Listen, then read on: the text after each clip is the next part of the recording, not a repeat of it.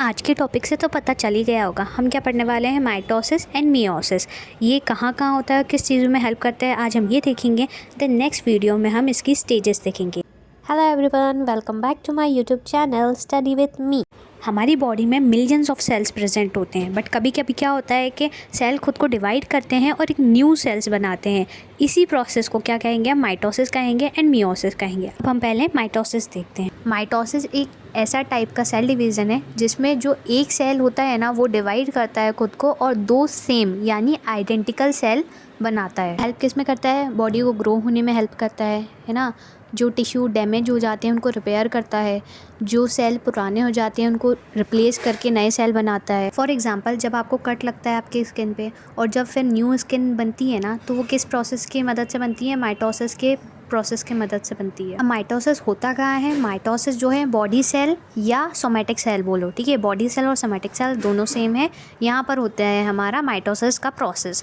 Skin cell में होता है, मसल सेल में होता है, लिवर सेल में होता है। अब बात आती है क्रोमोसोम नंबर। तो क्रोमोसोम नंबर जो होते हैं ना, माइटोसिस के प्रोसेस में सेम रहते हैं। हम ह्यूमंस में जो क्रोमोसोम नंबर होता है ना, वो 46 होता है, ठीक है। तो जो ओरिजिनल सेल का जो क्रोमोसोम नंबर होगा ना, वो 46 होगा, ठीक है। तब जब ओरिजिनल सेल जो होती है ना, वो डिवाइड करती हैं खुद को न्यू डॉटर सेल्स में, तो उन न्यू डॉटर सेल्स का भी नंबर कितना रहेगा, 46 रहेगा, यानी सेम नंबर रहेगा। अब देखो यहाँ पे पेरेंट सेल वर्ड यूज़ हो रहा है। तो parents means original cell, not father mother. ये फादर मदर नहीं है। हम बात करते हैं मियोसिस की।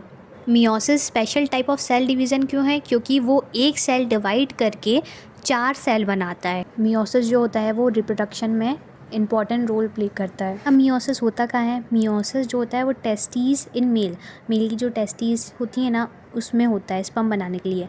और सेकंड कहाँ पर होता है, ओवरियन इन फीमेल की ओवरीज में होता है एग बनाने के लिए। अब होता क्या है, मियोसिस के प्रोसेस में जो क्रोमोसोम नंबर होता है ना, वो हाफ हो जाता है। यानी जो ओरिजिनल सेल है ना, उसका जो क्रोमोसोम नंबर होगा वो 46 होगा।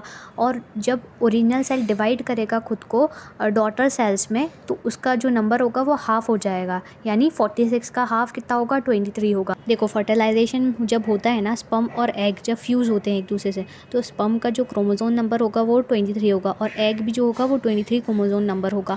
तो जब ये दोनों मिलेंगे तो बेबी कितने क्रोमोसोम नंबर का बनेगा, 46 क्रोमोसोम नंबर का बनेगा। मियोसिस एंड माइटोसिस दोनों प्रोसेस जो है प्लांट एंड एनिमल में भी होते हैं। माइटोसिस ग्रोथ में हेल्प करता है ना, और मियोसिस जो होता है वो फॉर्मेशन ऑफ रिप्रोडक्टिव सेल या स्पोर में हेल्प करता है। एनिमल में भी माइटोसिस ग्रोथ करता है, रिपेयर करता है। Meiosis sperm and egg formation करता है। कोई एक ईजी डिफरेंस बताते हैं माइटोसिस एंड मियोसिस का। माइटोसिस में जो होते हैं सेल डिवाइड करके 2 सेल बनाते हैं और मियोसिस में डिवाइड करके 4 सेल बनाते हैं। माइटोसिस में सेम नंबर ऑफ क्रोमोसोम रहता है, 46 रहता है। मियोसिस में हाफ हो जाता है क्रोमोसोम नंबर, मतलब 46 का हाफ कितना, 23 क्रोमोसोम नंबर, ठीक है। माइटोसिस जो होता है बॉडी ग्रोथ रिपेयर में हेल्प करता है। मियोसिस जो होता है वो रिप्रोडक्शन में हेल्प करता है। माइटोसिस में डॉटर सेल्स सेम रहती हैं, आइडेंटिकल रहती हैं, एंड मियोसिस में डॉटर सेल्स जो होती हैं वो डिफरेंट हो जाती हैं। That's it for the video. Thank you for watching. Follow for more easy biology concepts.